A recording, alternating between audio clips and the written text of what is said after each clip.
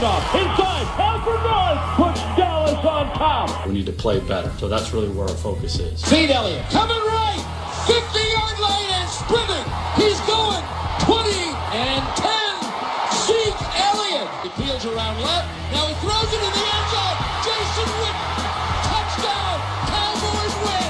Give to Elliott up the middle at the 20 to the 10, and he will go to the end zone. Ezekiel Elliott with 9 seconds left. What a football game! Over and over again, in critical moments, he came up with big plays. He just played winning football for us. The kind of team we want to build, handle any situation, go on and have the kind of guys we're going to respond the right way. He's certainly done that all year long.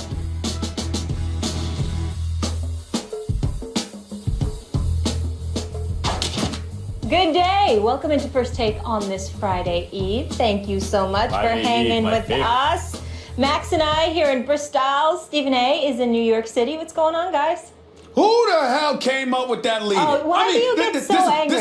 This is what we got to deal with today. I mean, the show hasn't even started yet, and I got to be annoyed and disgusted with highlights of the Cowboys. This is a Max Kellerman. Too early for this. He put y'all up to this. Molly, you put him up to this. What's wrong with y'all? See, I haven't had any caffeine yet. You get this agitated this early in the morning still. This is a lot. This is a lot right now for me. Really? Yes. Really? Y'all don't get where I'm coming from? Y'all don't feel my annoyance? I mean, are you kidding me? The show hasn't even started yet, and already a bunch of highlights from the Cowboys? Zeke's the real deal. Dak's the real deal. Cowboys won the draft. I faced it. They haven't won the division yet either. Let's be honest. All right. Let's get into it. So Miss it's Connecticut, Thursday. you're such a traitor. Now he brings back Miss Connecticut. That's what he wants to hate. That's what he wants to hate on me. Ad hominem. Love you too, Dr. Smith. So it's Thursday, and you know what that means. Week 13 in the NFL kicks off tonight. Dak Prescott and his 4th-ranked offense is taking on the Vikings and their 3rd-ranked defense. So what will give Dallas favored by 3? And it is still uncertain if Mike Zimmer, who had emergency eye surgery, will coach in that game. I apologize there. I thought we had a little bit of sound, but we don't. Stephen A., let's get right into it. Will this game tell us anything about Dallas? No. It's not going to tell us anything about the Dallas Cowboys. What is it going to tell us? I mean, the Vikings have an elite defense. We all know that. Xavier Rhodes is a bad boy, a corner that I think needs to be recognized as being one of the great corners in the game today. But offensively, what do they have? There's no Adrian Peterson. That means there's no rushing attack whatsoever. They only average like 1.5 yards per carry before contact, for crying out loud. It's the worst in the NFL. Stephon Diggs ain't 100% healthy. Kyle Rudolph looks slower than ever before. I don't even know who their number 2 receiver is. They've lost a couple of offensive linemen all year long. They're depleted at that particular position, so they can't run block. They can barely protect the passer. It's just that Sam Bradford gets rid of the ball quicker. I mean, what are we going to learn about the Dallas Cowboys here? That they can beat up on a depleted team? I mean, that's about all that you're going to learn. That their offensive line can, plug holes or push holes as wide as Broadway on a Sunday morning. I mean, what are we going to say? It's really nothing to say right now. I don't expect, nor do I anticipate, to learn absolutely anything whatsoever from the Dallas Cowboys in this particular game. As far as I'm concerned, Minnesota is depleted.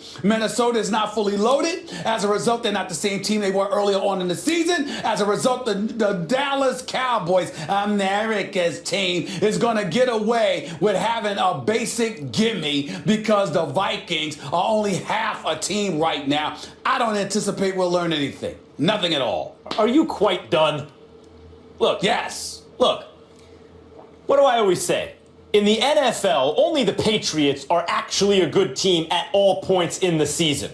Right? I mean, most teams, the character of the team, even the good ones, changes throughout the course of the season. Sometimes they wear down through attrition and injury and other teams figuring them out. Sometimes they get better as their offensive line gels and they evolve greater chemistry with each other and all those kind of things. But the Cowboys have forced their way into that kind of Patriots conversation this year, just this year, where they have been good all year long, really good, and getting better. And yet, when you look at the record, they've only played 3 playoff teams. They've had a soft schedule. 3 playoff teams. Washington, the Giants, and the Ravens. And those aren't like Giants. 3. Yeah. When did the Giants become a playoff team? If when the season were to end today, those 3 teams would be in the playoffs. That's what I mean. That's what I mean about playoffs. What they're doing this year. Right, I thought you were talking about. I apologize. I thought you were talking about recent history. I didn't say 2-time Super Bowl champions. Then in recent history, that would be the Giants. I just said teams that would be in the playoffs right now. And those are not world beater teams. Let's be honest. And yet, the Giants actually have the best record of those 3 teams. And they actually beat the Cowboys. The one playoff team, if the season ended today, that the Cowboys played with the best record actually beat them. So even the good teams, even the Cowboys, you are constantly looking for evidence throughout the course of the season that they're actually good. And you're right about everything you said about the Minnesota offense. But the defense has been good all year, and it's never been less than good. And it's been great early in the year. There have been times this season where it looked special. And Minnesota's tough to beat at home. So if the Cowboys roll into Minnesota and they're the favorites to win, and they do win on the road against a good defensive team who's tough to play on the road, it gives you more evidence that they're actually an excellent team, maybe the best team in football, Stephen A. Smith. The Patriots haven't looked as good as they did earlier in the season recently either. They might be the best team in football. This would be more evidence. Well, a couple of things. As an aside, away from football, it's hard to look through the screen and see and visualize you in all your glory. I'm not sure I like that haircut on you. We'll talk about that a little bit later. I don't know. I don't know. Like a crew cut from the 80s. I don't know. We'll talk about it later. Let's get back to the football got a lot of nerves issue. Talking about someone's hair. Go ahead. You got the Dallas Cowboys, all right? Now, this is a team that's ranked 31st against the pass, Max. Yep. 31st against the pass. Here's the problem with that. Minnesota, that's the last thing you expect them to be able to do any damage with because, again, you don't have a run attack, you don't have a great offensive line, and you don't have quote-unquote great receivers, even though I like Stephon Diggs a lot. I'm wondering about his health. So because of that, I certainly don't expect anything from you from your running game. The combination of the two, if the Vikings are to have any chance in this game whatsoever, it's the fact that people believe they're playing with house money because they're just not that good offensively. And as a result, minimal expectations. And because of those minimal expectations, they can turn around and play lights out and shock everybody else and catch the Dallas Cowboys sleeping. But I'm assuming that even though I'm disgusted with their fan base and I can't stand them, that the Cowboys themselves are not stupid or ignorant enough or arrogant enough to believe that they get to sit up there and take a pass and act like they've arrived when they haven't done anything in almost 22 years. Look, I'm assuming they'll be ready. If you win 11 straight games in the NFL, you're really good. And that's what they're trying to do. That's what they're fixing to do, Stephen A. Smith. They're field goal favorites on the road. That's pretty solid.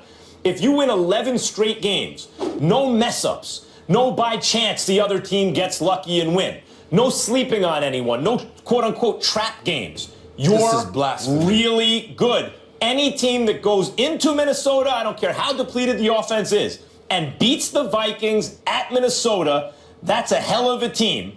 And that's these Cowboys, man. It's going to be, we both expect them to win. It's just, we expect them to win because we know they're good. I hate to say it, but it's true. I don't want to hear from you anymore. I damn near don't want to hear from Molly because I can only imagine what she's going to say. But I'll say this. Go ahead, Molly. You want to sit up there and rave and throw on the pom-poms and rave about the Cowboys too? I just wanted to know. I actually think the Vikings have a shot. This is potentially the toughest defense they've faced. Only the Ravens has a higher rated defense right now in terms of who they faced. This defense is legit. Boy, I hope y'all are right, but I sincerely doubt it. I hope y'all are right, but I sincerely doubt it. This is one time I wish I wasn't right because I usually always assuming the worst of us. If they had Adrian Peterson, they'd have a better shot. That's true. Yeah. Well, you really went out on a limb there, Max. You really did. Hey, he was only averaging like a yard and a half a carry before he went out. Speaking of, let's get into it. We are in rare form today. The Vikings will be without their Pro Bowl running back, but on the bright side, Adrian Peterson is ahead of schedule in his recovery from a full meniscus repair. Sources told ESPN earlier this month that Peterson could return on December 18th against the Colts or December 24th against the Packers. Should Peterson return this season, Stephen A?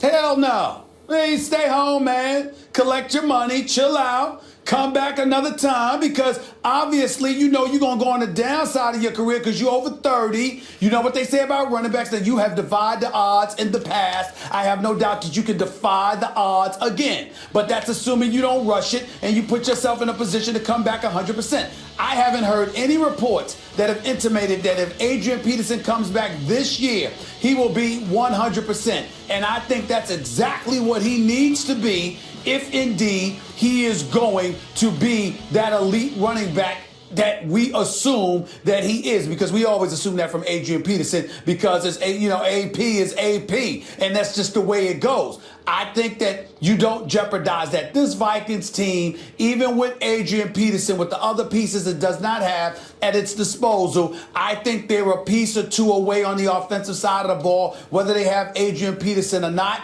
I don't think that he should risk it, because he would not be 100%. That offensive line is not fully loaded. They got a lot of work to do on that offensive line. Don't jeopardize your future. Don't jeopardize your career. Don't jeopardize the future Benjamins that are destined to come your way by trying to get something you ain't going to get this year anyway. Minnesota's not going to be better than Seattle. They are not going to be better than the Dallas Cowboys. I'm not willing to say they're going to be better than the Redskins or the Vikings or the Atlanta Falcons. Chill out, pump the brakes, stay home, collect the check, and come back another day when you're 100%. Don't do this now.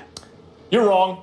He'll never be the 100% Adrian Peterson that you're remembering from the past. If he's 80% of Adrian Peterson right now, and he has a chance to make the playoffs by coming back, he should come back. Now, I say I don't count someone else's money, but that's not true. Sometimes I do. In fact, I do a lot. You do. Yes, you do that a lot. Yes, I do. Well, go ahead. Yeah, I do. Okay. And Adrian Peterson's made a lot. And if he was a rookie or he had his whole career ahead of him, that'd be one thing. But he wants to chase a championship. He's a very competitive guy.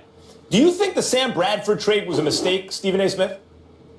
Do I think it was a mistake? Yes. No, I do not. Okay, no, neither do I. And if you don't think it was a mistake, that's because you admire the fact that Minnesota looked at their roster and they said, this is a good team. And just because Bridgewater goes down, we can't give up on this season.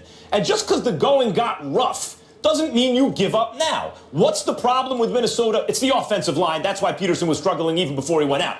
But let's just from a kind of broader point of view, what's the problem? The running game. They really can't get that going. So play action, whatever, none of it's going to work. It's going to affect Bradford negatively, which is why, though he's not a great quarterback, he looks right now worse than he actually is. If you believe, and I do, and I think you do too, that Adrian Peterson is an upgrade, even 80% of Adrian Peterson is an upgrade, with the playoff berth still hanging in the balance, if you're the Vikings, you pushed your chips to the middle of the table this season, you don't stop now. And if you're Adrian Peterson and you have not won a Super Bowl and you're one of the greatest players who has ever lived, and he is, and you have a freakish superhuman ability to come back from injury, and he's demonstrated that in the past, then you take your shot while you have it, because there's no guarantee you will get a better shot. If he can come back and they're still in the playoff hunt, he should absolutely come back.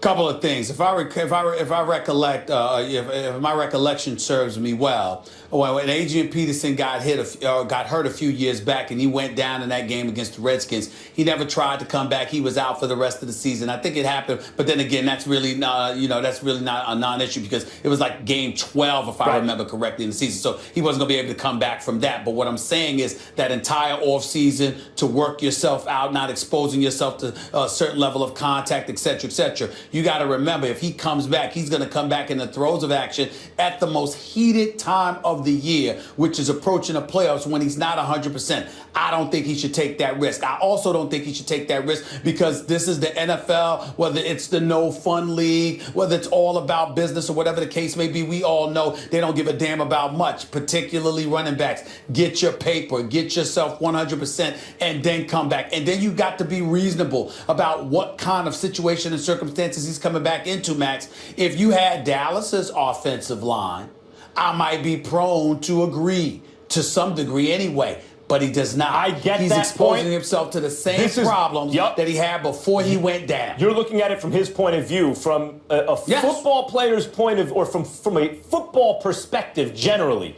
Teams ask and fans ask players all the time to make irrational decisions about their future, to sacrifice their health in the present at the expense of their future. And in Adrian Peterson's case, that's why I think it is significant that he is the age he is, that he is likely to go into steep decline very soon, based on the whole history of the league and running backs in his career, that he has a chance here, given the level of that defense, and that the level the defense is capable of playing on, that if he can make the difference, a tipping point in the offense, that it can improve Sam Bradford, you never know. You win a couple games in the playoffs, you're looking at the championship game, at least in the conference. You never know. And so even if it's slightly irrational for his long-term money, I think in the present, a competitor like Adrian Peterson, one of the greatest who ever lived, that could be important enough to offset that. And one last thing.